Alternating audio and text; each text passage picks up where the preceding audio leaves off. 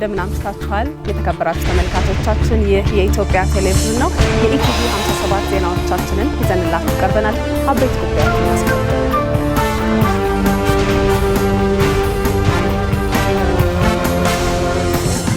መቀመጫቸውን በውጭ ሀገራት ያደረጉ የመገናኛ ብዙሃን የሚያሰራጩት ሐሰተኛ መረጃ የአማራ ክልልን ወደ ተሟላ ሰላም ለመመለስ እንቅፋት እንዳይሆኑ ጥንቃቄ ማድረግ እንደሚገባ ተገለጸ።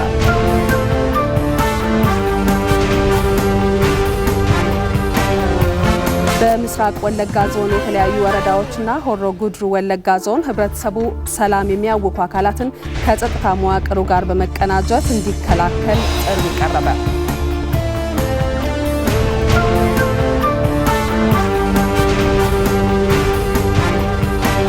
የሻከረውን የሳውዲ እስራኤልን ግንኙነት ወደ ነበረበት መመለስ ያስችላል የተባለ ጉባኤ በግብጽ ካይሮ እየተካሄደ ነው።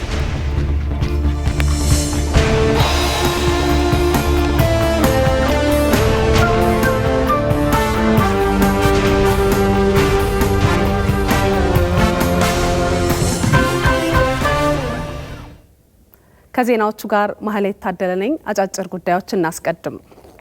ፕሬዚደንት ሳህለወርቅ ዘውዴ ከዓለም ሙስሊም ሊግ ዋና ጸሐፊ ዶክተር መሐመድ ቢን አብዱል ከሪም አል ኢሳ ጋር ተወያዩ። በውይይታቸውም ኢትዮጵያ ከአረብ ሀገራት ጋር ያላትን ግንኙነት ማጠናከር በሚቻልበት ሁኔታ ላይ መክረዋል ተብሏል። የዓለም ሙስሊም ሊግ ዋና ጸሐፊ ዶክተር መሐመድ ቢን አብዱል ከሪም አል ኢሳ የኢትዮጵያን የሃይማኖት መቻቻልና በሰላም አብሮ የመኖር የረጅም ጊዜ ታሪክ አድንቀዋል። ኢትዮጵያ ከቁረይሾች ጭቆና ሸሽተው ለመጡ ሙስሊሞች መጠለያ በመስጠት የፈጸመችው ተግባር ታሪክ የማይረሳው መሆኑን ማንሳታቸውን የዘገበው የኢትዮጵያ ዜና አገልግሎት ነው። የአስቸኳይ ጊዜ ጠቅላይ መምሪያ እዝ በተለያዩ የአማራ ክልል ከተሞች ከነገ ነሐሴ 10 ቀን 2015 ዓ.ም ከጠዋቱ 12 ሰዓት ጀምሮ ባለ 3 እግር ተሽከርካሪዎች ወይም ባጃጆች መደበኛ የትራንስፖርት አገልግሎት መስጠት እንዲችሉ ፈቀደ። ክልከላው ከተነሳበት ጊዜ ጀምሮ የባጃጅ ባለቤቶችና አሽከርካሪዎች የጽንፈኛ ቡድኑን አባላት የዘረፉትን ንብረቶችና የትኛውንም አይነት የጦር መሳሪያ ከማጓጓዝ እንዲቆጠቡና ጥንቃቄ እንዲያደርጉ ጥብቅ ትዕዛዝ ሰጥቷል። ይህንን ተላልፈው በተገኙት ላይም በአስቸኳይ ጊዜ አዋጅ ማዕቀፍ ሕጋዊ እርምጃ እንዲወሰድ አዟል። በአማራ ክልል የተለያዩ አካባቢዎች በነበረው የጸጥታ ችግር የተስተጓጎለውን የግብርና ልማት እንቅስቃሴ በሚያካክስ መልኩ ወደ ስራ መገባቱን የክልሉ ግብርና ቢሮ ኃላፊ ዶክተር ኃይለማርያም ከፍ ያለው ገለጹ። በክልሉ በዘንድሮ የመኸር ምርት ዘመን እስካሁን ከ4.4 ሚሊዮን ሄክታር በላይ መሬት በዘር ተሸፍኗል ብለዋል። በተለያዩ አካባቢዎች የነበረው የጸጥታ ችግር የግብርና ልማት እንቅስቃሴ ላይ ቀጥተኛ ተጽዕኖ ማሳደሩን ጠቅሰው በመኸር እርሻው የዘር እንቅስቃሴን አስተጓጉሏልም ብለዋል። በነበረው የጸጥታ ችግር በአንዳንድ ወረዳዎች መጋዘኖች ውስጥ የነበረ ማዳበሪያ ዝርፊያ የነበረበት መሆኑንም አስታውቀዋል። የአስቸኳይ ጊዜ አዋጅ ተግባራዊ ከተደረገ በኋላ ግን በተፈጠረው ሰላምና መረጋጋት የግብርና ግብዓቶች እየቀረቡና በልማቱ የተሟላ እንቅስቃሴ እየተደረገ መሆኑን ገልጸዋል። የአስቸኳይ ጊዜ አዋጁን ተከትሎ በ370 ተሽከርካሪዎች በመጓጓዝ ላይ የነበረ የአፈር ማዳበሪያም ወደ ክልሉ እንዲገባ ተደርጓል ብለዋል። በዘንድሮ የመኸር ምርት ዘመን 5 ሚሊዮን ሄክታር መሬት በዘር ለመሸፈንና 160 ሚሊዮን ኩንታል ምርት ለመሰብሰብ ታቅዶ ወደ ስራ መገባቱን ተናግረዋል።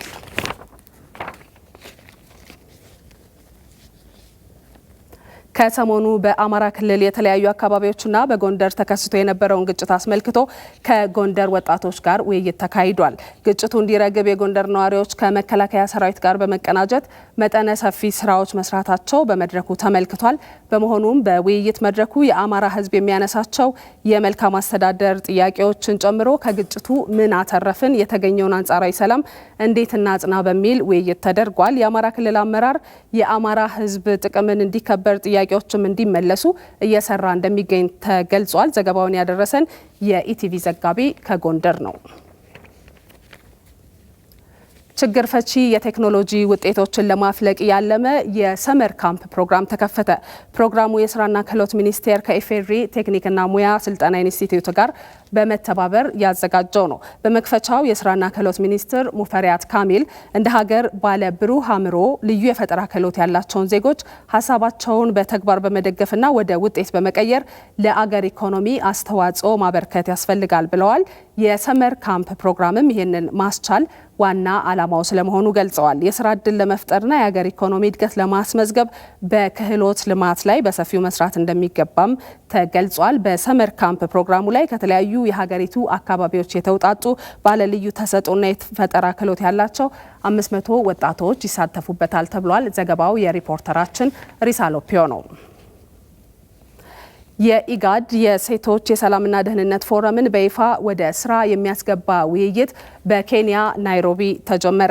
የውይይቱ ዓላማ የኢጋድ የሴቶች የሰላምና ደህንነት ፎረምን በይፋ ወደ ስራ እንዲገባ ማድረግ መሆኑ ተገልጿል።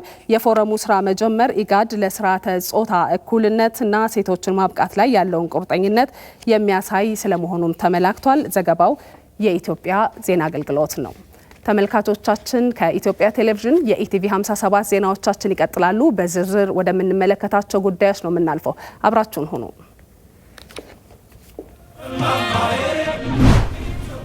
ኃይል የተጋጩ ወገኖችን አያስታርቅም። ሰላማዊ ውይይት ነው።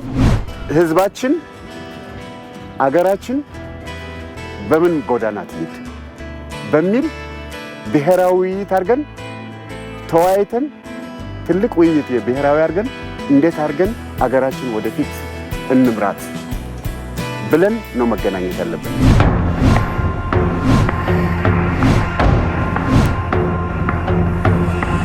ስልጣኔ ያለው በልዩነቶች መሃል በቀለምም በሐሳብም እቺ ሀገር ባለብዙ ችግሮችና ባለብዙ መፍትሄ ናት።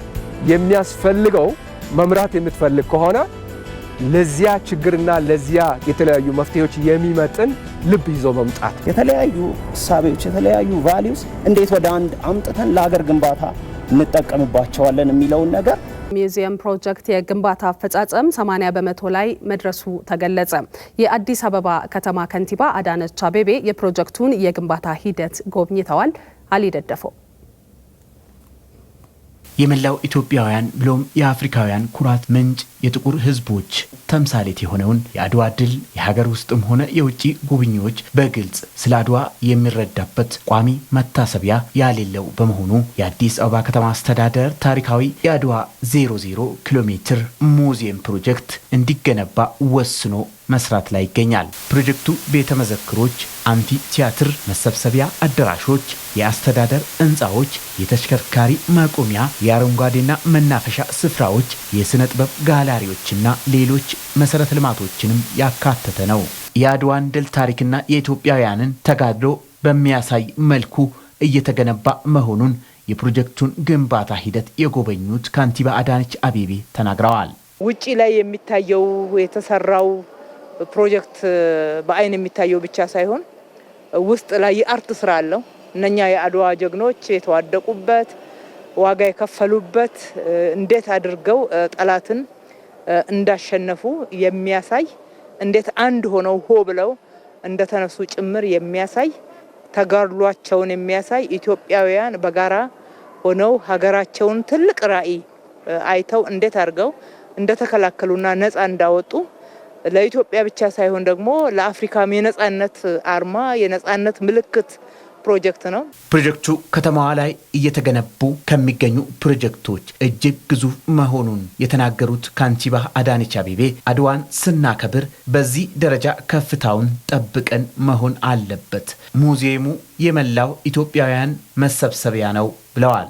የአድዋን በዓል ስናከብር እንዲህ ባለ ከፍታ ነው እንጂ አድዋን ልክ የመንደር ፕሮጀክት ይመስል ወደ መንደር እያወረድ ነው በመንደር እሳቤ የምንጣላበት ሳይሆን ኢትዮጵያን ከመላው ኢትዮጵያ የምንሰበሰብበት አፍሪካውያኖችን እዚህ የምንጋብዝበት የዓለም ህዝቦችን የኢትዮጵያን ታሪክ የጥቁር ህዝቦች ታሪክ እንዴት አድርጎ እንደሚያጎላ የምናሳይበት ቦታ ሆኖ እንዲያሳይ ፕሮጀክቱ 80% ላይ የደረሰ ሲሆን በ2016 የአድዋ ድል የ2016 የአድዋ ድል በዓል ሲከበር ቀድሞ የሚጠናቀቅ መሆኑ ተገልጿል።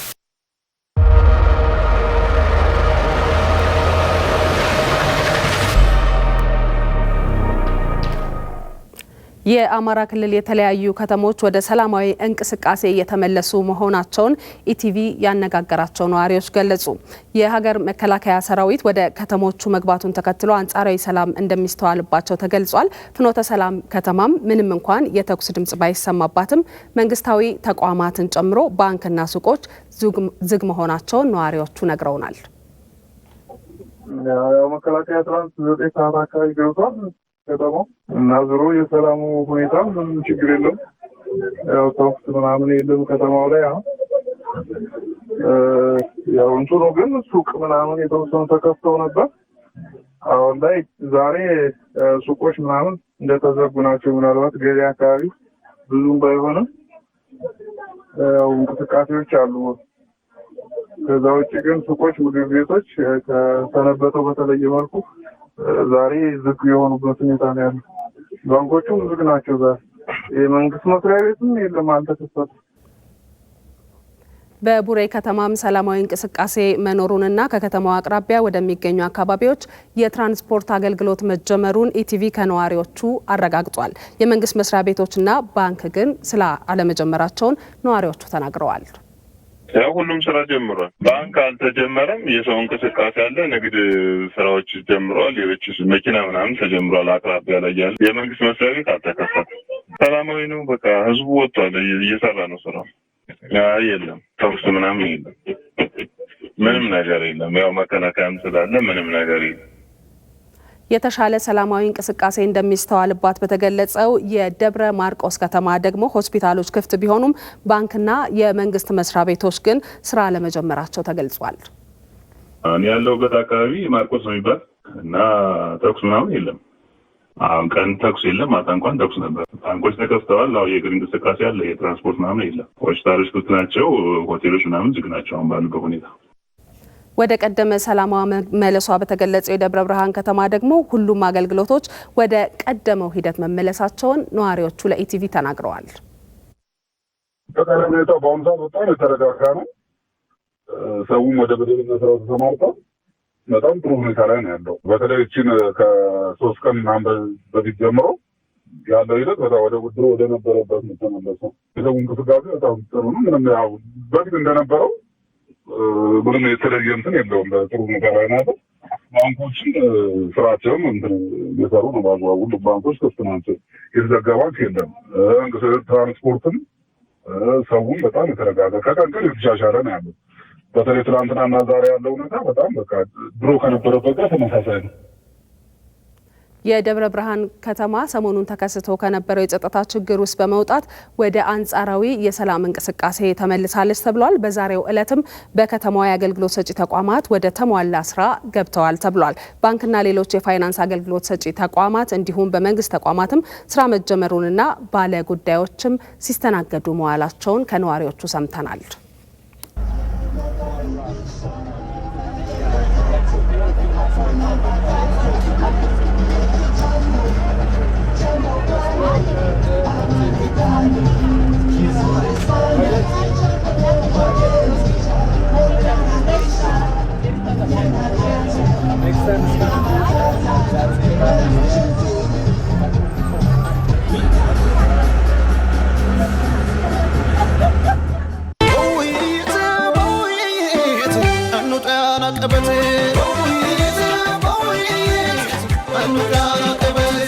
እርስ በርስ እንዲያንጠላላ በሰላም የምንኖርበት በደስታም እንድንኖር ተዋደን ተፋቅረን አንድ ሆነን እንድንኖር አንዱ ብሔር ከአንዱ ጋር በመቀራረብ በመቻቻል የሚኖርባት አገር እንድትሆን ማድረግ አለበት።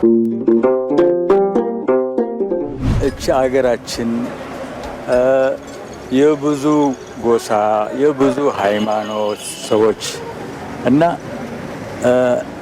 ተባብረን ተፋቅረን መገንባት የቤቱ አንድ እንጨት ነው የመጣ ነው አይደለም። ከዚህ በኋላ ተሰባስቦ አንድ ቤት ሆነ ማለት ንፋስ አይገባም፣ ዝናብ ማዝንባት አይችልም። አንድ ስለሆነ ማለት ነው። አንድ እንጨት መጥቶ አንድ ቤት ማለት ሆነ ማለት ነው።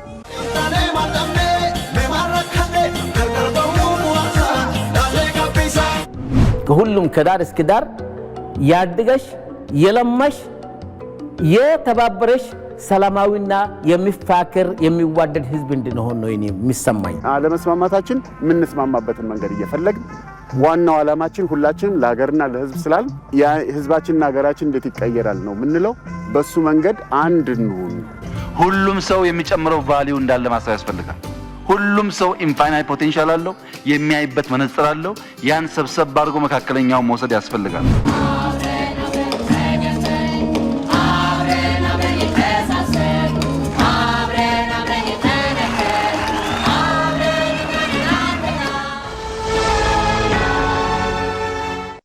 መልካም ዜና ለአዲስ አበባ ለድሬዳዋ ከተማና እንዲሁም ለሶማሌ ክልል ግብር ከፋዮች። ግብር ለመክፈል ከዚህ ቀደም እንደነበረው ወረፋ መጠበቅና መጉላላት ቀረ። የሲቢኢ ብር ወይም የሞባይል ባንኪንግ አገልግሎቶችን ተጠቅመው ካሉበት ሆነው ውድ ጊዜው ሳይባክን ክፍያውን ይፈጽማሉ። በመጀመሪያ የታክስ ክፍያ ኮድ የያዘ አጭር የጽሑፍ መልእክት ከገቢ ሰብሳቢው ተቋም ይደርሶታል። በመቀጠል ሲቢኢ ብርን ተጠቅመው ፔይቢል ወይም የክፍያ አገልግሎት የሚለው አማራጭ ውስጥ በመግባትና የክፍያ ኮዱን በማስገባት በቀላሉ ክፍያውን ይፈጽማሉ።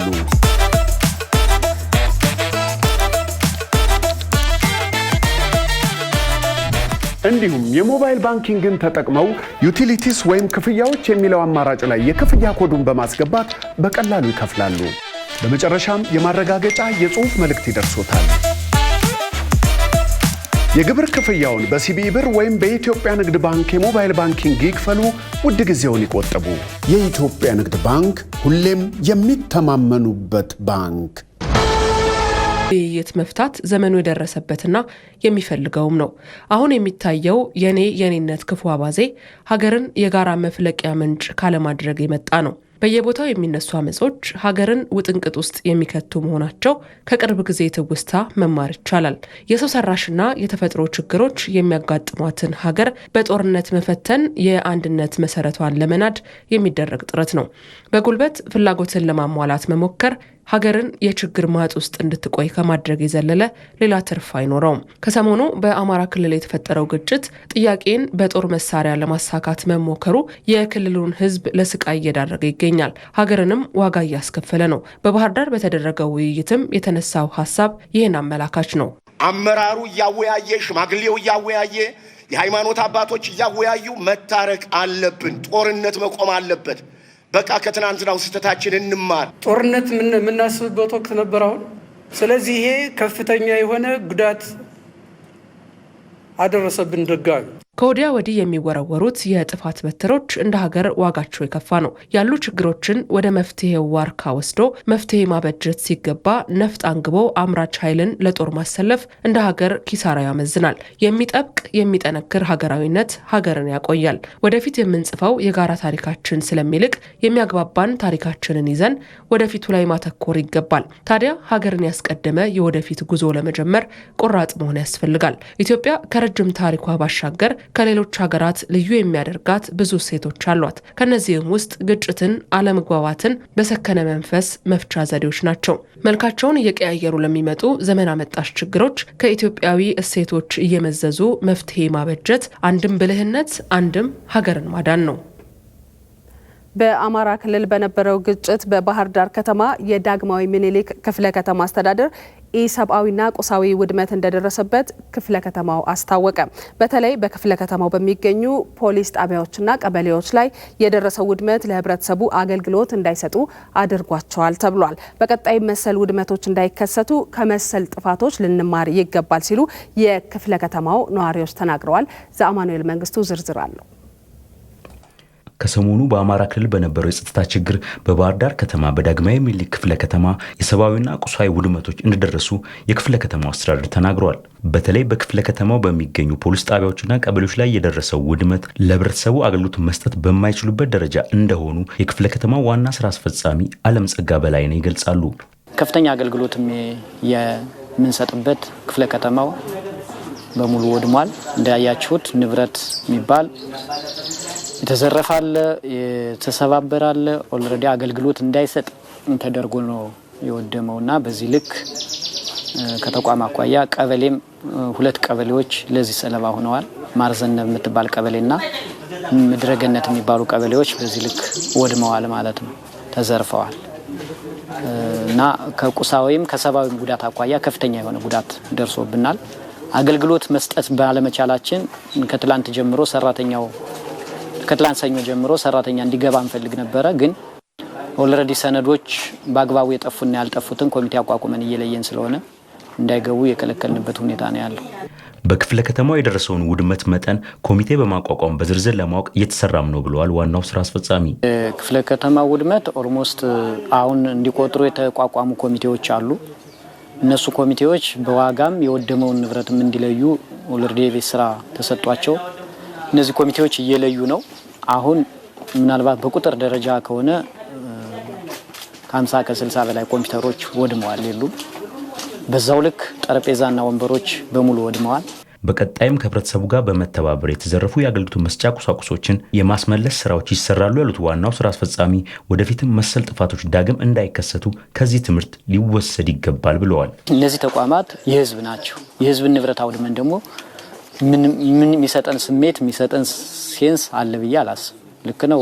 ምናልባት በስሜት የመጋጋል እንደዚህ አይነት ነገሮች ሊኖሩ ይችላሉ እና ከዚህ ሰው ገታ ብሎ ስሜቱን ገዝቶ ተቋማትን ግን መከላከል መጠበቅ ያስፈልጋል የሚል እምነት አለኝ። ቀጣይም ትምህርት የሚወሰድባቸው ናቸው ብዬ አስባለሁ። ሌሎች ክፍለ ከተሞች እንደዚህ አይነት ችግር እንዳይገጥማቸው ቀጣይም ይሄ ተቋም ማህበረሰቡ ነው ትላንትም የሰራው ዛሬም ማህበረሰቡ ይሰራዋል በእርግጠኝነት። ነገም ደግሞ ይሄ እንዳይደገም ግን ማህበረሰቡ አጠቃላይ ይሄን ጥፋት ያጠፉ ሰዎችን ኦልሬዲ በህግም እንዲጠይቁልን በህግ መጠየቅ ያለባቸው አካሎች ካሉ በህግ እንዲጠየቁ አስፈላጊውን ትብብር እንዲያደርግልን እንፈልጋለን የሚል ሀሳብ ነው ያለኝ። በክፍለ ከተማው አገልግሎት መስጫዎች ላይ የደረሰው ውድመት ሌላ ማንንም ሳይሆን የክፍለ ከተማ ነዋሪውን የሚጎዳ በመሆኑ ዳግም መሰል ጥፋቶች እንዳይከሰቱ በተለይ ወጣቱ ጥያቄውን በሰላማዊ መንገድ እንዲፈታ የክፍለ ከተማው ነዋሪዎች ጥሪያቸውን አስተላልፈዋል። እያንዳንዱ ማህበረሰብ መገንዘብ ያለበት ነገር ምንድነው? እዚህ ክፍለ ከተማ የወደመው ነገር እጅግ በጣም የሚያሳዝን ነው። የኔ ያንተ የሷ የማን የሁሉም ማህበረሰብ ዶክመንት እዚህ ውስጥ ያለ ነው። በተለይ ቤትን በተያያዘ ነገር ካርታ ፕላን ያለ እዚህ ነው፣ ኮፒው ነው በየቤታችን ያለውና በዚህ ደረጃ መውደሙ እጅግ በጣም ያሳዝናል።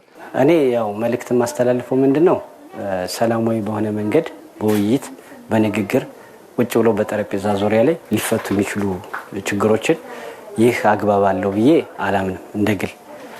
ከዛ ውጭ ግን እነዚህ ነገሮች ደግሞ ነገ የማህበረሰቡ ናቸው። የተፈጠሩ ችግሮች የማህበረሰቡ ናቸው፣ የሚገለገሉባቸው ናቸው፣ ፋይል ናቸው። እያንዳንዱ ደግሞ የራሱ የሆነ ሊገለገልበት የሚችል መሰረታዊ የሆኑ ጉዳዮች ናቸው። ስለዚህ ይሄ አግባብ አለው አለድም እንደግል ማለት ነው። ለወደፊት ደግሞ ነገ ጀምሮ አንድም ንብረት እንዳትወድም፣ አንድም መንገድ እንዳትዘጋ የርብርብና የፍተሻ በተለይ ወደ ከተማ የሚገቡትን መፈተሽ መቻል፣ መታወቂያ አልበው ማስገባት እንደሌለብን ፍተሻ በደንብ መሰራት። እህል ከስኳር ጋር ለምንድን ነው የሚገባው? መሳሪያ ከስኳር ጋር ለምንድን ነው የሚገባው? ስለዚህ ስኳር ከሆነ ስኳርነቱን ተፈትሾ በስነ ስርዓት መግባት አለበት። በየመስመሩ ያለው ፍተሻ መላላት የለበትም ነው የምል። በቀጣይም ህብረተሰቡ ከጸጥታ አካላት ጋር በመተባበር የአስቸኳይ ጊዜ አዋጁ የፈጠረውን ሰላም ለማጽናት በትጋት እንዲሰራ የክፍለ ከተማው አስተዳደር መልእክቱን አስተላልፏል።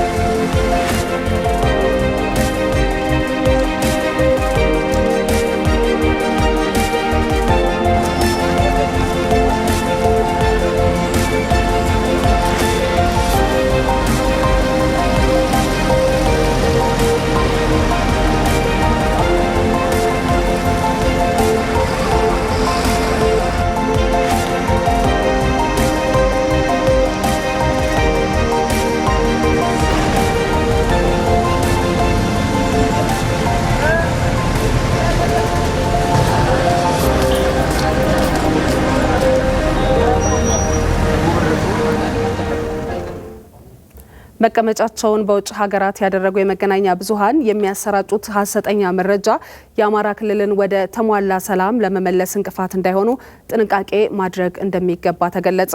ዜጎች የሀሰተኛ መረጃዎች ሕዝብና ሀገርን የሚጎዱ መሆናቸውን አውቀው ድርጊቱን ባለመቀበል ለዘላቂ ሰላም አስተዋጽኦ እንዲያደርጉም ተጠይቋል። ይመራደም በተለያዩ አጋጣሚዎች አለመረጋጋትና ግጭቶች በተከሰቱ ጊዜ ለሐሰተኛ መረጃ ስርጭት ተጋላጭ ይሆናሉ። አጋጣሚዎቹን ሁሉ በመጠቀም ያልሆነውን ሆነ፣ ያልተፈጠረውን ተፈጠረ፣ አሊያም ደግሞ ትንሽ ፍንጭን በመከተል የግጭት ክስተቶችን በሰበር ጋጋታና በቃላት ማሳመር የሚሰራጩ ሐሰተኛ መረጃዎች ህዝብን የማደናገሪያ መንገዶች ሆነዋል። እነዚህም አንድን የማህበረሰብ ችግር መፍትሄ ከማሳየት ይልቅ አቀጣጣይ ቤንዚን ሆነው ያገለግላሉ። በአሁኑ ወቅትም በአማራ ክልል በተፈጠረው ክስተት ግጭቱን ከሚያረጋጉ ይልቅ እንዲባባስ የሚያደርጉ የሐሰተኛ መረጃዎች ስርጭት ግነቶች ሀገርና ህዝብን ክፉኛ እየጎዱት ነው። በሀገሪቷ ላይ የሚያስከትሉ ተጽዕኖ በጣም ከፍተኛ የሚሆኑ ሰዎች ተቻችለው ተዋደው ተከባብረው እንዲኖሩ የሚከለክል ወይም ደግሞ በተቃራኒው እንዲጠራጠሩ እንዲጠላሉ እርስ በርሳቸው ተቻችለው እንዳይወዱ በመካከላቸው ጥርጣሬን፣ ግጭትን፣ አድሎን የሚፈጥር የመረጃ አይነት ነው። የሐሰተኛ መረጃም የጥላቻ ንግግርም የምንለው ማለት ነው። ከሀገሪቷ ሰላም እንዳይኖር ግጭት እንዲኖር የሚጫወተው ሚና በጣም ከፍተኛ ነው። በተለይም መቀመጫቸውን በውጭ ያደረጉ ቡድኖች በተለያዩ የማህበራዊ ትስስር ዘዴዎች የሚለቋቸው መረጃዎችም ህዝቡ ከቀውስ በቶሎ ወጥቶ ሰላማዊ ኑሮውን ለመምራት ጥላ እያጠሉበት ስለመሆኑም ይገለጻል። ታዲያ ወደ ሰላም የመምጣት ጥረትን የሚያሻክሩ በዘላቂ ሰላምና ደህንነት መፈጠር ላይ ጥርጣሬን የሚያጭሩ የሐሰተኛ መረጃዎች ውጤታቸው ደግሞ ግጭትና ለመረጋጋት የሰለቸውን ህዝብ ከችግሩ እንዲያወጣ ሊያደርጉት የሚችሉ ናቸው። ብዙ ሀገራት ተበጥብጠዋል። በሶሻል ሚዲያ እንደምናውቀው ከአረብ ስፕሪንግ ጀምሮ በሄት ስፒች ሄት ስፒችን እንደ ቫይረስ እንውሰደው፣ ፌክ ኒውስን እንደ ቫይረስ እንውሰደው። በግጭት ወቅት የሚሰራጩ ሐሰተኛ መረጃዎች እንደ ሀገር ኢትዮጵያን እንደ ዜጋ ደግሞ ኢትዮጵያውያንን የሚጎዱ እንጂ ያመጡት ሰላማዊ መፍትሄ እንደሌለ ካለፉት አጋጥመው ከነበሩ ችግሮች ልምድ መውሰድ ግድ ይላል። የሐሰተኛ መረጃዎች ስርጭት መበራከት የማህበራዊ ሚዲያው የፈጠረው አስከፊ ገጽታው ሆኖ ቢቆጠርም በኢትዮጵያ የሚሰራጩ ሐሰተኛ መረጃዎች ግን ግጭትና አለመረጋጋትን የሚያባብሱ መሆናቸው ከሌላው በተለየ የሚያደርሱት ጫና ከባድ ያደርገዋል። የሐሰተኛ መረጃዎች ስርጭት ለህዝቦች አብሮ የመኖርና የጋራ ጠንካራ ሀገር ግንባታ ላይ ተደጋጋሚ ፈተናዎች እንደሆኑ ሲገልጽ የቆየው የኢትዮጵያ መንግስትም ዜጎች ከሚያራርቋቸው ይልቅ ስለ ሰላም እየሰበኩ የሚያቀራርቧቸውን ሚዲያዎች መርጠው መስማትና መከታተል እንዳለባቸውም ማስገንዘቡም ይታወሳል። ተመልካቾቻችን በዚሁ ጉዳይ ተጨማሪ ማብራሪያ እንዲሰጡን እዚህ ስቱዲዮአችን እንግዳ ጋብዘንላችኋል። እንግዳችን በአዲስ አበባ ዩኒቨርሲቲ የህዝብ ግንኙነትና ስትራቴጂክ ኮሚኒኬሽን ረዳት ፕሮፌሰር የሆኑት ዶክተር ሳምሶን መኮንን ናቸው። ዶክተር እንኳን ደህና መጡ። ለጊዜው ታመሰግናለሁኝ። በቀጥታ ወደ ጥያቄ ልግባና እንግዲህ ያው ቀደም ሲል ስንመለከት ነበር ዘገባችን ላይ በቅርብ ጊዜ ደግሞ ቴክኖሎጂዎች ሲስፋፉ የማህበራዊ ትስስር ገጾች ምቹ ሲሆኑ ለመገናኛ ዘዴው የውሸት ዜናዎች እንዲበራከቱ አስተዋጽኦ አላቸው የሚል ሀሳብ ይነሳል። ጥናቶችም እሱን የሚያመላክቱ አሉ። እርስዎ ግን ሰዎችን ለፍርሃት፣ ለጥርጣሬ፣ ለውዥንብር ወዳልተገባ መንገድ የሚመሩ መረጃዎች መነሻቸው ምንጫቸው ምንድን ነው ይላሉ? እሺ ይሄን ጥያቄ ለመመለስ በመሰረቱ አሁን ያለንበት ኮንቴክስት ግሎባሊ ምን ይመስላል የሚለውን መረዳት ተገቢ ነው ብዬ ነው የማስበው። አሁን የኢንፎርሜሽን ኮሚኒኬሽን ቴክኖሎጂ ዓለም ውስጥ ነው ያለ ነው። በዚህ ውስጥ ደግሞ ብዙ ጊዜ ተደጋግሞ የሚነሳው ነገር አሁን በድህረ እውነት ኮሚኒኬሽን ሂደት ውስጥ ሀገራት በጣም ብዙ ችግር ፌስ እያደረጉ ነው ያሉት። ጥናቶችም የሚያሳዩት ይሄ ነው። ኤክስፒሪየንስም በአክቹአሊ ያለው ኤክስፒሪየንስም ያንን ነው የሚያሳየው። ስለዚህ በመሰረቱ ድህረ እውነት ማለት እውነት የሚደበቅበት ከእውነት ይልቅ ስሜት ኮርኳሪ የሆኑ ሐሰተኛ ዜናዎች በማህበረሰቡ ዘንድ ተቀባይነት እያገኙ የመጡበት ሁኔታ ነው ያለው በዓለም ደረጃ። በኢትዮጵያም ጥናቶች ይህንን ያሳያሉ። አብዛኛውን ጊዜ እውነት ተጨባጭ እውነታ ምንድን ነው ያለው የሚለው ብዙም ትኩረት ሳያገኝ ይቀርና ስሜት ኮርኳሪ የሆኑ ነገሮች ደግሞ ጎልተው ይወጡና አላስፈላጊ ነገሮች ይገባሉ። ለምንድን ነው ሚዲያን ለሐሰተኛ ዜናና ስሜት ኮርኳሪ ኮንተንቶች ማህበረሰብ ውስጥ እንዲሰራጭ ለምን እንጠቀማለን? በመሰረቱ ማህበራዊ ሚዲያ እኮ ማህበራዊ ትስስርን ለማምጣት ነው ሲፈጠር ሲጀመር። ነገር ግን ከዛ በዘለለ አሁን ህዝቦችን የመበተን ሁኔታ፣ ግጭት የመፈጠር ሁኔታ ነው የመጣውና ምክንያቱ ኮንስፓይረሲ ቲዮሪ ነው የሴራ ፖለቲካ ማስፈጸሚያ ሜዳ ሆነ ሶሻል ሚዲያው። ስለዚህ ሶሻል ሚዲያን ከተፈጠረበት ባህሪው መልካም ነበር፣ ትስስርን የሚያመጣ በዓለም አቀፍ ደረጃ። ከዛ ይልቅ ደግሞ ማህበረሰብን የሚበትን ሀገርን የሚበትን ሆኖ ነው ያገኘ ነው እና ይሄን በብዙ ሀገራት ኤክስፒሪየንስ አይተነዋል። ስለዚህ የኮንስፓይረሲ የሴራ ፖለቲካ ማስፈጸሚያ ሜዳ ስለሆነ ነው። ስለዚህ ያው የማህበራዊ ትስስር ገጾችም ቴክኖሎጂዎችም አስተዋጽኦቸው የጎላ መሆኑን ማንሳት እንችላለን። ደግሞ አለፍ ሲል ሀገር ደግሞ አሁን እንዳለንበት እኛም እንደዚህ አይነት ችግሮች ውስጥ በምትሆንበት ጊዜ እንዲህ አይነት ሀሰተኛ መረጃዎች ይስፋፋሉ፣ ይጨምራሉ በአይነትም በመጠንም እና እንደዚህ አይነት ዘገባዎች ደግሞ የሚያመጡት ቀውስ አለ። እንዴት ልንገልጸው እንችላለን? ይሄንን ቀውስ በሀገር ላይ በህዝብ ላይ የሚያመጣውን ቀውሱን እንግዲህ መልቲፋሴትድ ነው። ብዙ አይነት ክራይሲስ ያመጣል። ማህበራዊ ክራይሲስ ቀውስ ያመጣል፣ የፖለቲካ ቀውስ ያመጣል፣ የኢኮኖሚ ቀውስ ያመጣል። የህዝቦችን በጋራ የመኖር እሴት የመናድ ውጤት ነው የሚያመጣው በድምሩ ማለት ነው። ይሄን እንግዲህ በተለያዩ በዓለም አቀፍ ኤክስፒሪየንስ ውስጥ ማየት እንችላለን። መካከለኛው ምስራቅ ብናየው ለምሳሌ በሶሪያ የተፈጠረው ግጭት የተፋፋመው በሶሻል ሚዲያ ነው፣ በማህበራዊ ሚዲያ ነው። ሶሪያዎች የት ነው ያሉት አሁን የሚለውን በተጨባጭ ሁላችንም የምናውቀው ነው። የመንን እንደ ትልቅ ኤግዛምፕል መውሰድ እንችላለን። ትልቅ ሀገር ነበረ። የመን እንዲፈታ ያደረገው ትልቅ ሮል የተጫወተው ሶሻል ሚዲያ ነው። የሶሻል ሚዲያ አክቲቪዝም ነው። ምንጩ ማይታወቅ፣ መሰረቱ ማይታወቅ የተወሰኑ ግለሰቦችን ስሜት የሚያረካ ፍላጎት የሚያረካ ምናልባት ኪሳቸውን በሚያደልብ ሁኔታ የተሰራው ስራ የመንን ዛሬ ማጥ ውስጥ ነው የከተታት።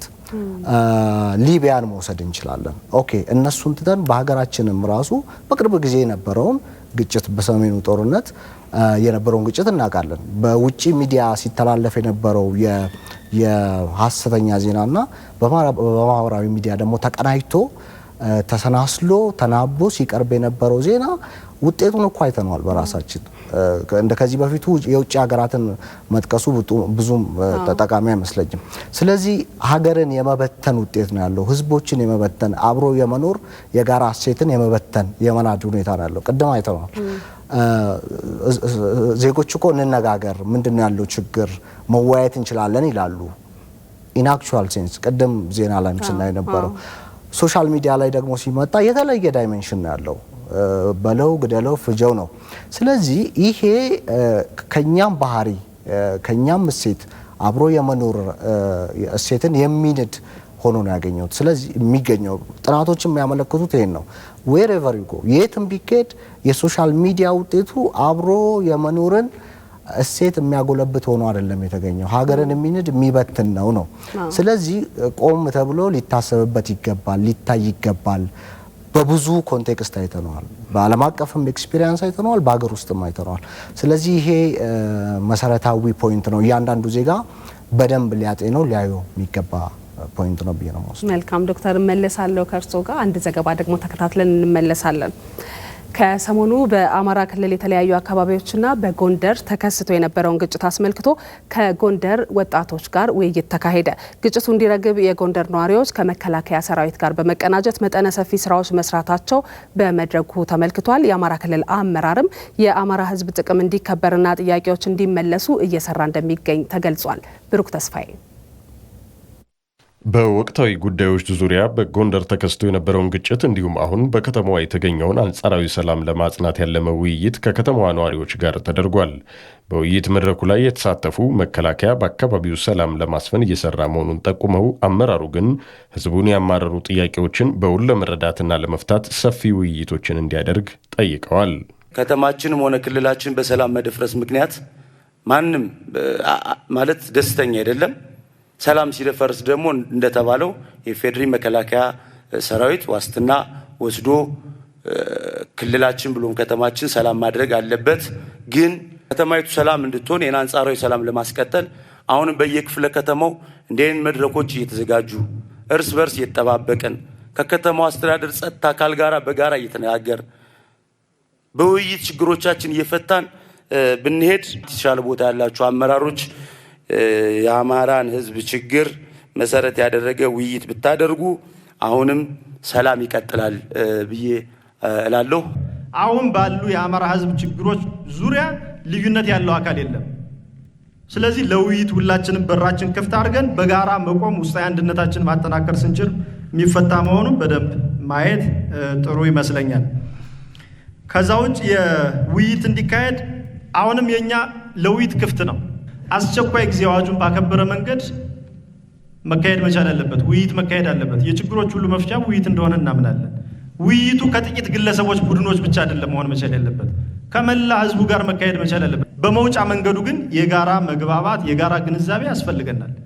በህብረተሰቡ ዘንድ የቅሬታ ምንጭ የሆኑ የመልካም አስተዳደር ችግሮችን ማሳደር ለተፈጠረው የጸጥታ መደፍረስ አስተዋጽኦ እንዳለው የጠቆሙት የውይይቱ ተሳታፊዎች በመንግስት የፖለቲካና የአስተዳደር መዋቅር የተሰገሰጉ ችግር ፈጣሪዎች እንዲለዩ ጠይቀው ምላሽ ተሰጥቷል። መከላከያ የህዝብ እንጂ የተቋም የሆነ ብልጽግና ፓርቲ አይደለም።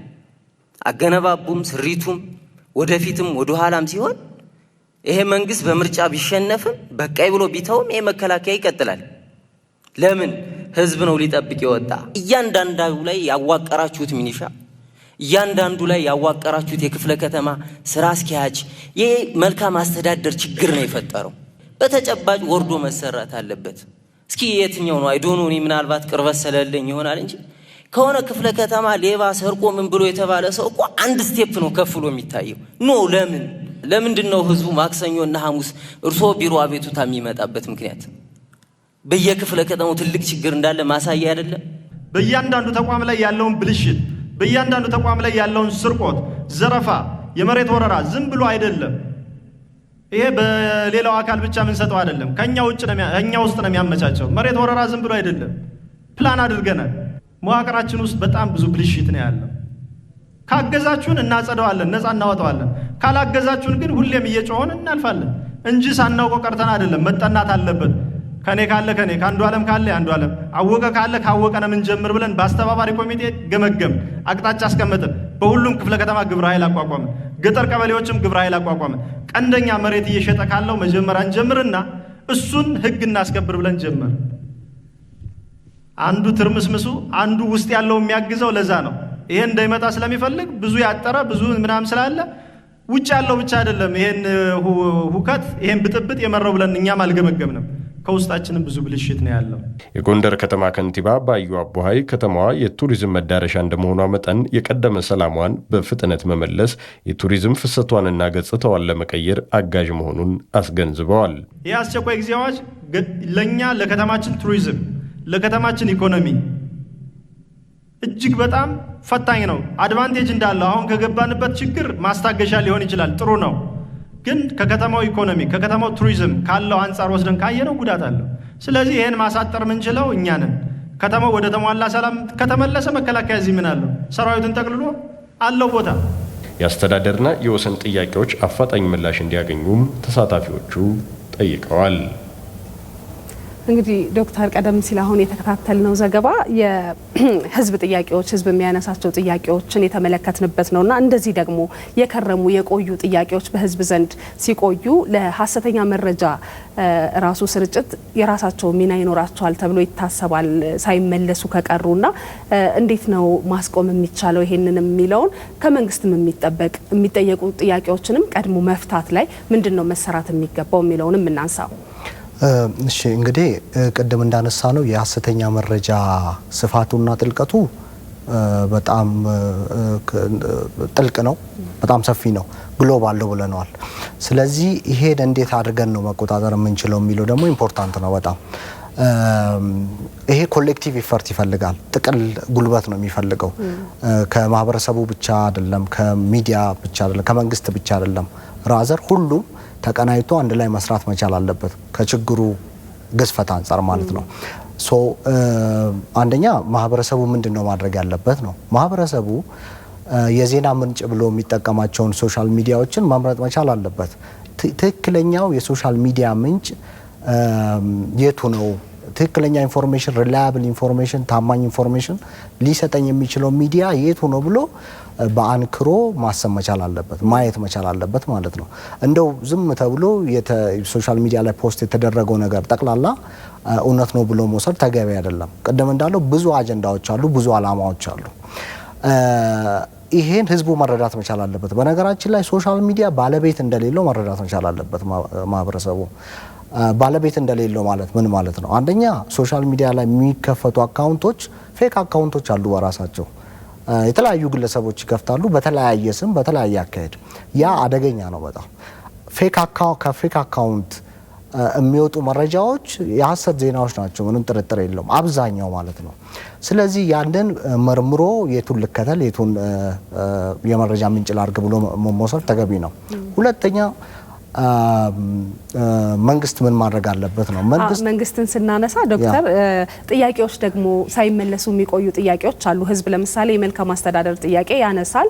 ያ የተነሳ ጥያቄ ደግሞ ወደ ግጭት ወደ ምን ከመሄዱ በፊት ለሐሰተኛ መረጃ ምንጭም ከመሆኑ በፊት ጥያቄዎችን በመመለስና በዚህ በመንግስት መስራት ካለበት አንጻርም የሚጠበቅበትን አብሮ አጠር አድርጎ ያንሱልኝ። ያ መንግስት እንግዲህ ዲሞክራቲካሊ የተመረጠ መንግስት ይመረጥ የህዝቦችን ጥያቄ መልሳለሁ ብሎ ነው ፕሮፖዝ አድርጎ የተመረጠው። ስለዚህ ያንን የህዝብን ጥያቄ መመለስ ተገቢ ነው በጊዜው። ካልሆነ በስተቀር ቨልነራብል ነው የሚሆነው፣ ተጋላጭ ነው የሚሆነው ለነዚህ ፌክ ኒውስ ጀነሬት ለሚያደርጉ ግለሰቦች። ያ እንዲስፋፋ ያደርገዋል። ያ ሌላ ችግር ተከትሎ እንዲመጣ ያደርጋል። ስለዚህ የህዝቦችን ጥያቄ እየተከተሉ እያዩ ተገቢ በሆነ መንገድ መመለስ ደግሞ ተገቢ ነው፣ አስፈላጊ ነው ብዬ ነው ማስበው። አለበለዚያ በዛ ውስጥ ፈርፍሮ ገብቶ የራሳቸውን ጥቅም ለማስከበር የሚሰሩ ግለሰቦች ወይ ድርጅቶች ሊኖሩ ይችላሉ። ስለዚህ መንግስት በዛ አለርት መሆን አለበት። ግን ፌክ ኒውስ ላይ ደግሞ ተመልሶ ስራ መሰራት መቻል አለበት ብዬ ነው ማስበው። ለምሳሌ ፌክ ኒውዝን ጀነሬት የሚያደርግ ግለሰብ ፌስቡክ ላይ ሬጂስተር አካውንት ያለው ነው። ስለዚህ ከፌስቡክም ከካምፓኒውም ጋር መስራት መቻል አለበት መንግስት። ለምሳሌ የአሜሪካ መንግስት አድርጎታል፣ የጀርመን መንግስት አድርጎታል። እንዴት አድርገን ነው ፌክ ኒውስ በአንተ ፕላትፎርም በአንተ ካምፓኒ በኩል ፖስት መደረግ እንደሌለበት መቆጣጠር መቻል። ያ ካምፓኒው ላይ ተጽዕኖ እንዲፈጥር ያደርጋል። ካምፓኒውም የራሱን ፖሊሲ የፌክ ኒውስ ፖሊሲ እንዲያወጣ ይረዳዋል ማለት ነው፣ ያግዛል። ሌላኛው ሜንስትሪም ሚዲያ በራሱ ለምሳሌ ኤቢሲ፣ ሌሎች ሚዲያዎች ትልቅ ድርሻ ያላቸው ብዬ ነው የማስበው። ምክንያቱም ሜንስትሪም ሚዲያ ትረስቶርጂ ነው፣ ታማኝ ነው ከሶሻል ሚዲያው ይልቅ። ስለዚህ ቀድሞ አሁን ለምሳሌ አንድ ስትራቴጂ አለ፣ የኢኖኩሌሽን ስትራቴጂ የሚባል ፌክ ኒውስን ኢፌክቲቭሊ ዲተር ለማድረግ ለማቆም የሚጠቀሙበት ልክ የሄልዝ ሞዴል ለው ቫይረስን ለመቆጣጠር የጤና ሳይንስ ባለሙያዎች በሚሄዱበት መንገድ ሐሰተኛ መረጃም ቫይረስ ነው፣ ውጤቱ ሞት ነው፣ ውጤቱ ጥፋት ነው። ስለዚህ ተመሳሳይ ያንን አናሎጂ ተጠቅሞ ሂንደር ማድረግ የሚቻልበት የኢኖኩሌሽን ቲዮሪ አለ። ያንን አፕላይ ማድረግ ቀድሞ መረጃ መስጠት ፕሮአክቲቭ አፕሮችን መጠቀም ተገቢ ነው ብዬ ነው ማስበው። በጣም ነው ማመሰግነው ዶክተር ሳምሶን መኮንን እዚህ ድረስ ስለመጡ ስለ ማብራሪያው። መልካም ምሽት ይሁንልዎ። አመሰግናለሁ።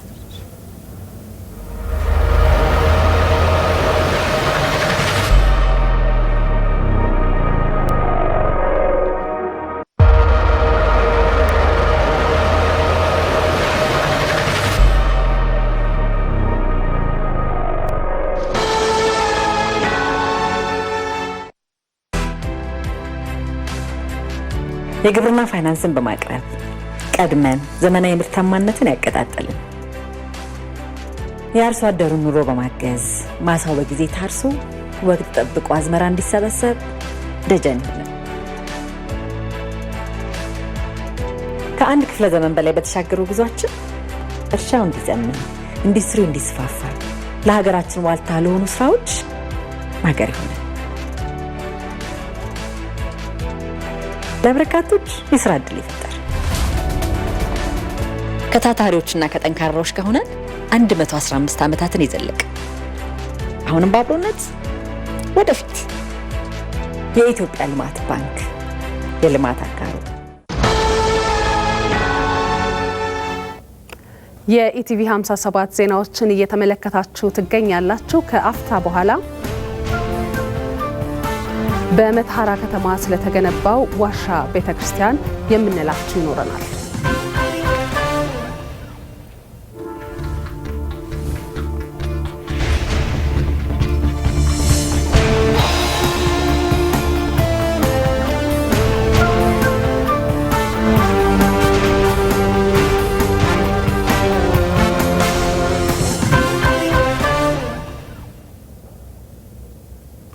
አሁን ደግሞ ወደ ኢቲቪ ገጾች ነው የምናልፈው። በኢቲቪ ዜና የዩቲዩብ ቻናል ከተለቀቁ ዘገባዎች መካከል በምክር ቤት አባላት ሰፊ ውይይት የተካሄደበት የአስቸኳይ ጊዜ አዋጅ ረቂቅ ላይ የተሰራውን ዜና በርካቶች ተመልክተውታል።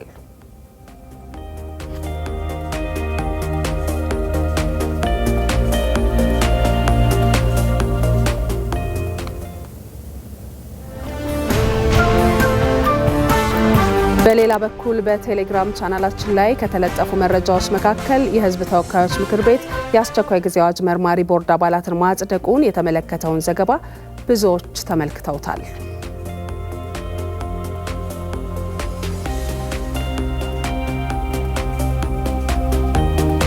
በኢቲቪ ዜና የፌስቡክ ገጻችን ደግሞ የአዋሽ ወንዝ ሞልቶ በምዕራብ ሸዋ ዞን ኤጀሬ ወረዳ ከ600 በላይ አባወራዎች ማፈናቀሉን በተመለከተ የሰራነው ዘገባ በርካቶች ያዩትና ያጋሩት ነው።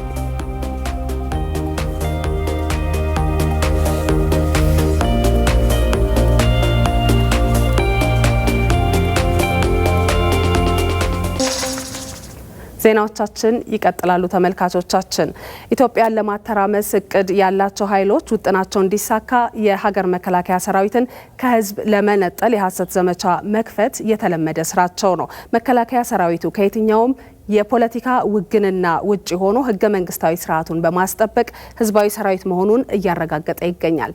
አቤል ሙልጌታ ዝርዝር አለው።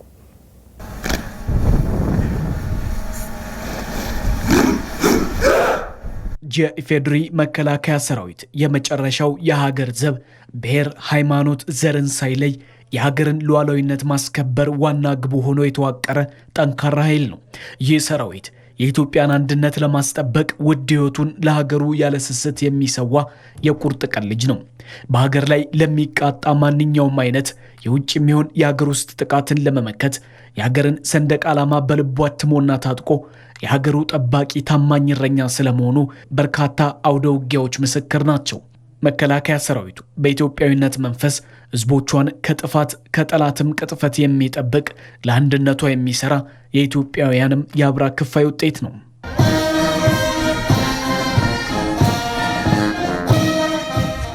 ህዝቡን እያገለገለ ያለው ከህዝቡ የወጣ ሰራዊት ነው። ከህዝቡ አብራክ የወጣ ሰራዊት ነው። ሰራዊቱም ራሱ ሲገባ የሰራዊቱ የሚገነባበት ካሄድና አውድ አለው። ስለዚህ ሰራዊት ከማንኛውም ፖለቲካ ድርጅት ወገንተኝነት ነፃ በሆነ መልኩ ተግባሩን ያከናውናል። ስለዚህ እያንዳንዱ ሰራዊት የሚያገለግለው እኩል እያንዳንዱን ማህበረሰብ የሀገር ሉዓላዊነት ማስጠበቅ እንደዚሁም ደግሞ አገር የሚጥር ሁኔታዎች ሲፈጠሩ የማረጋጋት ስራ ነው የሚሰራው።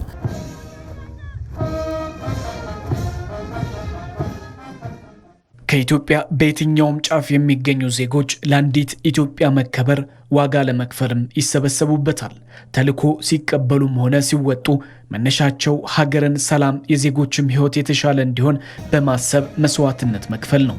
ለዚህም ጠንካራ ስነ ልቦና ለመብቃትም ሰራዊቱ ከግንባታው ጀምሮ የሀገር ፍቅርን እንዲላበስ በዚያም አውድ የሚገነባ በመሆኑ ነው። መስዋዕትነት እንዲከፍል አድርገን ነው የምንገነባው። በተጨባጭም ይሄን ነው እያረጋገጥን ያለ ነው። በተለይ ደግሞ ይሄንን ሊያግዙ የሚችሉና በእውቀትና በችሎታ የፈጠረውን አቅም ወደ አስተሳሰብና ባህሪ እንዲቀይረው ተጓዳኝ ስርዓተ ትምህርት ወይም ደግሞ ኮካሪክለም አክቲቪቲ የምንለው አለ።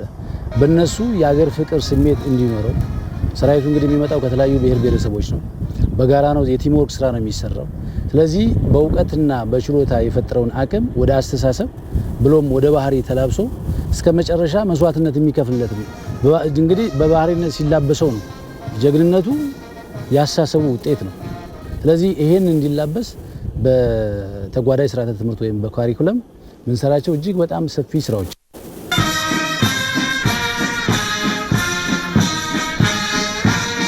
ሀገር ሰላም ውሎ እንዳያድር ህዝቦቿም ተረጋግተው እንዳይኖሩ ከውስጥም ከውጭም ብዙ ጠላት አለ። በተለይም በሀገር ውስጥ ግጭትን በመፍጠር የፖለቲካ ፍላጎትን ለማሳካት የሚሞክሩ ኃይሎች የሀገር መከላከያ ሰራዊቱ መኖሩ ምኞታቸው የማይሳካ በመሆኑ የሰራዊቱን ስም በማጠልሸት ያለ ተልዕኮ እንደቆመ ለማስመሰል የሚደረገው ጥረት ግን ዛሬም አለ። እስኪ ደክም ሳይሆን የሚሰራው እስከሚሞት የመጨረሻ ህይወቱን ስትንፋስ እስከሚሰጥ ድረስ እየሰራ እስካለ ድረስ ቀደም ህገ መንግስትና ስርዓቱን ይጠብቃል ስንል ነው የሚያደርገው። ስለዚህ መከላከያ ከተቀመጠለት መስመር ውጪ ከወጣ በአቋራጭ ስልጣን መያዝ የሚፈልግ አገር የሚፈልግም የየራሳቸው የፖለቲካ ኢንተረስት ያላቸው ኃይሎችም እንደፈለጉ ሊንቀሳቀሱ የሚችሉት መከላከያን ከተልዕኮ መስመር ሲያስወጡት ነው። ይሄ ደግሞ በተጨባጭ በቅርቡ የምናየው ነው፣ በፊትም ሲመጣ የነበረው። ስለዚህ ዓላማቸው ምንድነው? የመጨረሻ ጥብቅናው ሀገር ላይ ስለሆነ እና የራሱ የሆነ መስመር ስላለው ይህንን ለማስለቀቅና የራሳቸውን ሀሳብ የበላይነት እንዲያገኙ ለማድረግ የሚሰራ ስራ ነው። በቃ መከላከያ ቁልፍ ስለሆነ እና በተለያየ የነሱ አጀንዳ መጠለፍ ስለማይችል ለመጥለፍና ሀሳባቸውን ለማሳካት ብዙ ስራዎች ነው የሚሰሩት። ስለዚህ መከላከያ ስራው ደግሞ በፊትም አሁንም እየሰራ ያለው በቅርቡም እየሰራ ያለውን ስራ እያየን ያለ ነው። ተግባሩም በአግባቡ እየተወጣ ነው ያለው። የሀገር መከላከያ ሰራዊት ከራስ በፊት ለህዝብና ለሀገር በሚል ዛሬም ለሰላምና ለህዝቦች አንድነት በማይበገረው ጀግንነቱ መስዋዕትነትን በዱር በገደሉ እየከፈለ ኢትዮጵያን በመንበሯ እንድትኖር እያደረገም ይገኛል። በኦሮሚያ ክልል ምስራቅ ወለጋ ዞን የተለያዩ ወረዳዎችና ሁሮ ጉድሩ ወለጋ ዞን በወቅታዊ ጉዳይና ጸጥታ ዙሪያ ውይይት ተደርጓል። በውይይቱ ህብረተሰቡ ሰላም የሚያውኩ አካላትን ከጸጥታ መዋቅሩ ጋር በመቀናጀት ለመከላከልና አጋልጦ ለመስጠት እንዲሰራ ጥሪ ቀርቧል። መረጃው የምስራቅ ወለጋ ዞን ኮሚኒኬሽን ጽህፈት ቤት ነው። ሩት ወርቁ ታቀርበዋለች። በኦሮሚያ ክልል ምስራቅ ወለጋ ዞን የተለያዩ ወረዳዎችና በሁሮ ጉድሩ ወለጋ ዞን በወቅታዊ ጉዳዮች ዙሪያ ውይይት ተደርጓል። በአካባቢው በጸጥታ መዋቅርና በማህበረሰቡ ተሳትፎ ከዚህ ቀደም ተከስተው የነበሩ ግጭቶች የተቀረፉ ሲሆን አሁን ላይ ጽንፈኛ አካላት ጥፋቶችን እንዳያደርሱ ለመከላከልና ያለውን ሰላም ለማስቀጠል በሚቻልበት ሁኔታ ላይ ነው ከማህበረሰቡ ጋር ውይይት የተካሄደው። ውይይቱ የአካባቢውን ማህበረሰብ ማህበራዊና ኢኮኖሚያዊ ግንኙነት ለማስቀጠልና በአካባቢው ዘላቂ ሰላም እንዲሰፍን ለማስቻል ያለመ ነው ሲሉ የጉቶ ጊዳ ወረዳ አስተዳዳሪ አቶ ተመስገን ገቢሳ ተናግረዋል። ሰላም ለኦሮሞ አስፈላጊ ነው። ሰላም ለአማራም አስፈላጊ ነው። በአማራው ጽንፈኛ የሚደረገው ድርጊት ሁሉንም አማራ ስለማይወክል ማወገዝና ለሰላም መቆም አለበት፣ ወደ ልማት መግባት አለበት። ኦሮሞም ደግሞ አንዳንዱ የኦሮሞ ጽንፈኛ የሚሰራውና የሚያከናውነው ድርጊት ኦሮሞን ሁሉ ስለማይወክልና መጥፎም ድርጊት ስለሆኑ እነኛን ድርጊቶች መላ ኦሮሞን የማይገልጹ በመሆናቸው አይወክለንም ብሎ ተቃውሞ ይህ ህዝብ እንደ ኢትዮጵያዊ እንደ ዜጋ እኩል ስለ ሰላም ተክቶ በልማት ላይ እርፍና መፈሩን ይዞ ወደ ልማት ገብቶ ሰላሙን አረጋግጦ እንዲኖር ነው። ማህበረሰቡ ለዘመናት ጠብቆ ያቆየውን አንድነትና ባህላዊ እሴቶችን በሚሸረሽር መንገድ የሚንቀሳቀሱ አካላትና ጥላቻና መከፋፈል የሚዘሩትን ከጸጥታ አካላት ጋር በመቀናጀት ለህግ እንደሚያቀርቡ የውይይቱ ተሳታፊዎች ገልጸዋል። የሚመከሩትን እየመከርን ወደ መንግስታችን ተቀላቅለው ከህዝባችን ጋር እንዲኖሩ ማድረግ የኛ ግዴታ ይሆናል። ተመክሮ የሚሰማ ካለ ይምጣ። የአማራ አንልም የኦሮሞ አንልም፣ ይመከር፣ ወደ ቦታው ይመለስ።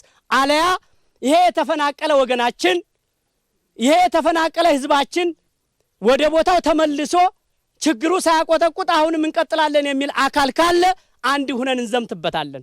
ሰላም ያለ ከኔና ከናንተ መሃል ነው።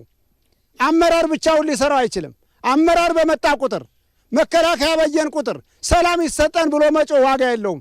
ሰላማችን እኛ በእጃችን የምንጨብጠው ስራ ነው።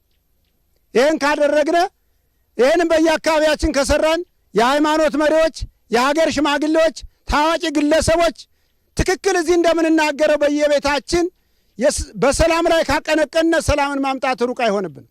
አማራ በኦሮሞ ላይ፣ ኦሮሞ በአማራው ላይ ሌላ ትምክህትነት፣ ጥንፈኛ፣ ሸኔ፣ ፋኖ እያለ የምንሰራውን ስራ እኛ ከሰራንበት ከኛ ሊያመልጥ አይችልም። ወንጀለኞችና ጥፋተኞች ፍርድ እንዲያገኙ ወደ ህግ የማቅረብ ስራ እየተሰራ ነው ያሉት የምስራቅ ወለጋ ዞን ብልጽግና ጽህፈት ቤት ኃላፊ አቶ ዳባ በየነ ማህበረሰቡ ወንጀለኞችን አጋልጦ በመስጠት መተባበር አለበት ብለዋል። ጽንፈኞች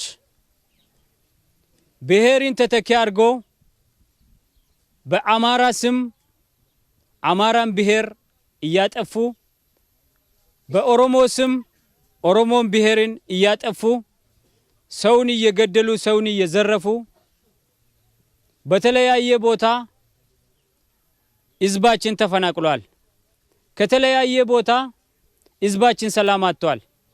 ከተለያየ ቦታ ህዝባችን አርሶ ነግዶ ትምህርት ቤቱ ልጁን አስተምሮ በሰላም እንዳይኖር እነዚህ ጽንፈኞች ተደራጅቶ ህዝባችን እያወኩ የተለያየ ጉዳቶችን እንዳደረሱ ለእናንተ መንገር ብዙ ጠቃሚ አይደለም።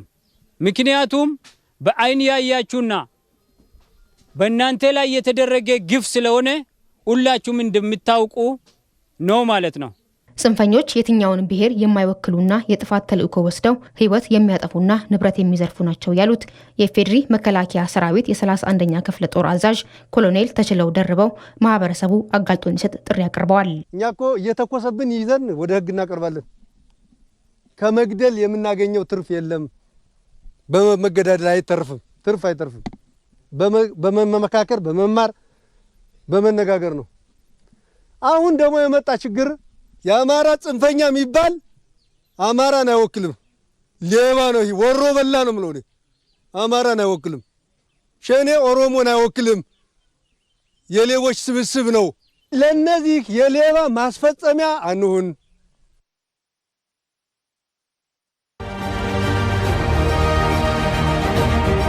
ይህ ከዜና ባሻገር ፕሮግራማችን ነው።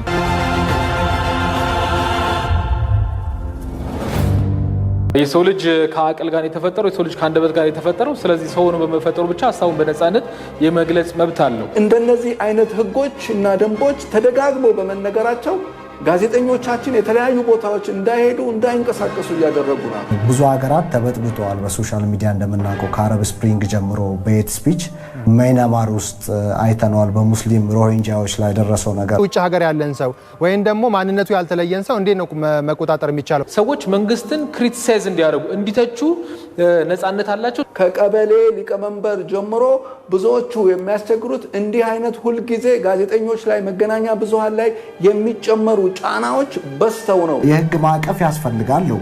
ልክ እንደ እግር ኳስ ጨዋታ መጫወት ይቻላል ሜዳ ውስጥ፣ ግን ኦፍሳይድ ደግሞ የሚባል ህግ አለ። የተለያዩ አስጨናቂ ህጎችን በተቀጠቅን ቁጥር በጣም አስቸጋሪ ሙያ እንደሆነ ሊታወቅ ይገባል። ጤና ባለሙያዎች ቫይረስን ኮንቴይን ማድረግ የሚችሉት ከሚለው ጽንሰ ሀሳብ የተቀዳ ነው እና ሄት ስፒችን እንደ ቫይረስ እንውሰደው፣ ፌክ ኒውስን እንደ ቫይረስ እንውሰደው።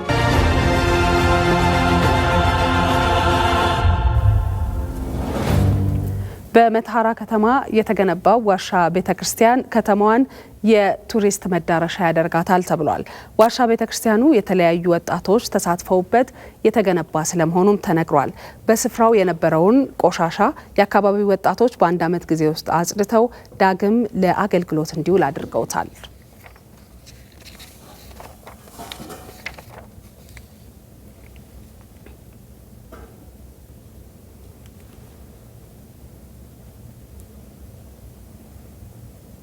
የውጭ ዜና። የሻከረውን የሳውዲ እስራኤልን ግንኙነት ወደ ነበረበት መመለስ ያስችላል የተባለ ጉባኤ በግብጽ ካይሮ እየተካሄደ ነው። በጉባኤው ላይ እየተሳተፉ የሚገኙት የፍልስጤም ፖለቲከኞች የመካከለኛው ምስራቅ የፖለቲካ ትኩሳት የሚረግበው ሪያድ ያቀረበችው የመፍትሄ ሀሳብ ቅቡልነት ሲኖረው ነው ብለዋል። ሰለሞን ኃይለ ኢየሱስ ትንታኔውን አዘጋጅቶታል። ከቅርብ ጊዜያት ወዲህ የሪያድ ፖለቲከኞች ዋሽንግተን በመካከለኛው ምስራቅ ያላትን የበላይነት ለማስቀጠል ሳንካ እየፈጠሩ መምጣታቸውን ተከትሎ ሳውዲና ኢራን በመካከለኛው ምስራቅ አዲስ የፖለቲካ የኃይል አሰላለፍ እያዋለዱ ስለመምጣታቸው የአደባባይ ምስጢር ስለመሆኑ አያሌ የፖለቲካ ተንታኞች በመግለጽ ላይ ናቸው። ዋሽንግተን በሪያድና ቴልአቪቭ በኩል የኢራንን የኒውክሌር የጦር መሳሪያ የመታጠቅ ህልምን ማጨንገፍ የዘውትር ፍላጎቷና ህልሟም ጭምር ነው። ይህ የአሜሪካ ፖለቲከኞች ፍላጎት እውን እንዲሆን ደግሞ ሳውዲና እስራኤል ጠንካራ ትብብር ማድረግ የግድ ይላቸዋል። ነገር ግን ይህ እየሆነ አይደለም። የሳውዲ ፖለቲከኞች እስራኤል በፍልስጤማውያን ላይ የምትሰነዝራቸው ተደጋጋሚ ጥቃቶችና በምስራቅ ኢየሩሳሌምና በዌስት ባንክ በኩል የምታደርገውን መስፋፋት በመቃወም የያዙት አቋም አሜሪካ በመካከለኛው ምስራቅ ያላትን የውጭ ጉዳይ ፖሊሲ እንዳይሳካ ስንጥቃት እየታየበት መጥቷል። ይህንን የቢን ሰልማንን የጸና አቋም ቀልብሶ ኢራንን ከገልፍ ሀገራት የፖለቲካ ጨዋታ ውጭ የማድረግ ግብ እውን ለማድረግ ደግሞ ሳውዲን እና እስራኤልን የማግባባቱ ስራ ከነጩ ቤተ መንግስት እስከ ቴልአቪቭ ከጂዳ እስከ ሪያድ በአሜሪካም ፕሬዚዳንት ጆ ባይደን በኩል ደጅ ተጠንቷል። ምንም እንኳን እስካሁን ተጨባጭ ውጤቶች ባይመዘገቡበትም ይህ ሳውዲና እስራኤልን በአሜሪካ በኩል ጸንቶ የማሸማገሉ እንቅስቃሴ ከአረብ ሊግ ፖለቲካዊ ፍላጎት እንዲያፈነግጥ አልሻም ያለች የምትመስለው ካይሮ ቅርቃር ውስጥ የገባ የሚመስለውን የቴልአቪቭ ሪያድ ግንኙነትን ይወስናሉ ከምትላቸው የገልፍ ሀገራት መሪዎች ጋር ወንበር ስባ ተቀምጣ እየመከረችበት ይገኛል። በእርግጥም የምንጊዜም የመካከለኛው ምስራቅ የፖለቲካ ትኩሳት ሆኖ የቀጠለው የፍልስጤም እስራኤል ግጭት የሁለት ሀገራት መንግስታት ወይንም ቱ ስቴት ሶሉሽን መፍትሄን ትሻለች ካይሮም። ሳውዲ ደግሞ የእስራኤልን የዌስት ባንክ መስፋፋት አጥብቃ ትቃወማለች። በሁለት መንታ መንገድ ላይ ያለው የሀገራቱ ጣፈንታ ባለም አቀፍ ትብብር ወደ መፍትሄ ያመራ ዘንድ በሪያድ በኩል የተያዘው ቅድመ ሆናቴ ገቢራዊ መሆን ይኖርበታል ሲሉ በካይሮ ጉባኤ ላይ እየተሳተፉ የሚገኙት የፍልስጤሙ የራስ ገዛ አስተዳደር የውጭ ጉዳይ ሚኒስትር ሪያድ አልማሊኪ በአጽንኦት አንስተዋል። ሳውዲ አረቢያ has put different conditions regarding normalization የሀገራቱን ግንኙነት ወደ ነበረበት ለመመለስ እንዲቻል በሳውዲ በኩል የቀረበው የማደራደሪያ ሐሳብ ቅቡልነት ሊኖረው ይገባል። ከዚህ በተጨማሪ ፍልስጤም የምታነሳቸው ታሪካዊ የፍትህ ጥያቄዎች ምላሽ ማግኘትም ይኖርባቸዋል።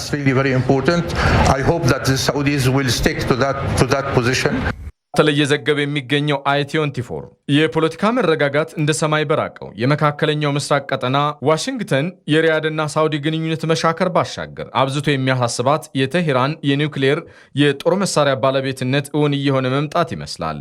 ይህንን ጠንቅቀው የተረዱት የግብፁ ፕሬዝዳንት አብዱል ፈታህ አልሲሲ የአሜሪካ ጥቅም የሚረጋገጠው የእስራኤል ግስጋሴ በፍልስጤም በኩል ልጓም ሲበጅለት ብቻ ነው ሲሉ እቅጩን ተናግረዋል። በጉባኤው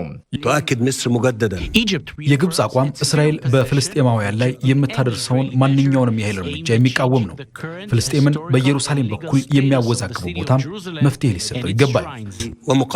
ዮርዳኖስ፣ ግብፅ ፍልስጤምንና ታዛቢ ሀገራትን ባሰባሰበው ይሄው በካይሮ በሚካሄደው ጉባኤ ላይ የፖለቲከኞችን ሀሳብ እየተከታተለች ያለችው አሜሪካ አሁን የሪያድና ቴልአቪቭን የሆድና ጀርባ ጉዞ ለመቀልበስ በምታደርገው የተጠና ስትራቴጂ መፍትሄን ማዋለድ የማይችል ከሆነ በእርግጥም መካከለኛው ምስራቅ ከመዳፏ የመንሸራተቱ ጉዳይ የማይቀር እየሆነ ይመስላል። የአየር ሁኔታ ዘገባን ደግሞ ከሳምራዊት አበበ እንከታተል። በዛሬው ውሎ የነበረውን የአየር ሁኔታ ስንመለከት በአብዛኛው ክረምት ተጠቃሚ ማለትም በምዕራብ አጋማሽ፣ በሰሜን ምስራቅ፣ በመካከለኛውና በደቡብ ምዕራብ የሀገሪቱ ክፍሎች ላይ ተስፋፋና የተጠናከረ የደመና ሽፋን ነበራቸው። በነገው ዕለትም ከደቡባዊ ህንድ ውቅያኖስ ወደ ሀገራችን በመግባት ላይ ያለው እርጥበት አዘል የአየር ሁኔታ ይበልጥ ተጠናክሮ እንደሚቀጥል አሃዛዊ የትንበያ መረጃዎቻችን ያመላክታሉ። በመሆኑም በትግራይ፣ ቤንሻንጉል ጉሙዝ፣ አማራ፣ ኦሮሚያ፣ ደቡብ ምዕራብ ኢትዮጵያና ደቡብ ብሔር ብሔረሰቦችና ህዝቦች ክልል ሰሜናዊ ክፍል ከቀላል እስከ መካከለኛ መጠን ያለው ዝናብ ይኖራቸዋል። በተጨማሪም በነገው ዕለት በ24 ሰዓት ውስጥ ከባድ መጠን ዝናብ ከሚኖርባቸው ቦታዎች መካከል በአዲስ አበባ፣ አዳማ፣ አዋሽ አርባ፣ መካነ ሰላምና ፍቼ ይጠቀሳሉ። ከዚሁም ጋር ተያይዘው በቆቃና አዋሽ አካባቢዎች ላይ የሚገኙ የማህበረሰብ ክፍሎች እንደዚሁ የሚመለከተው አካል ተገቢውን ጥንቃቄ እንዲወስድ ሲል የኢትዮጵያ ሜትሮሎጂ ኢንስቲትዩት ይጠቁማል። በመጨረሻም በነገው ዕለት በአንዳንድ ዋና ዋና ከተሞችና የቱሪስት መዳረሻ በሆኑ የሀገሪቱ ክፍሎች ላይ የሚኖረውን የአየር ሁኔታ ስንመለከት በአዲስ አበባ፣ ባህር ዳር፣ ጎንደር፣ ጅማና ፍቼ ዝናባማ፣ በደብረ ብርሃን፣ አዳማ፣ ጋምቤላና ሐዋሳ ቀላል ዝናብ እንደዚሁም በጎዴ፣ ጅንካ፣ ነጌሌና ሞያሌ ከፊል ደመናማ ሆነው ይውላሉ። ለዕለቱ የነበረን የአየር ትንበያ መረጃ ይህን ይመስል ነበር። መልካም ምሽት ተመልካቾቻችን። የኢቲቪ 57 ዜናዎቻችን በተከታተላችሁት መልኩ ተጠናቋል። ከኛ ጋር ስለነበራችሁ እናመሰግናችኋለን። ማህሌት ታደለ ዜናዎችን እየመራው ቆየው። ሰላም ደሩ።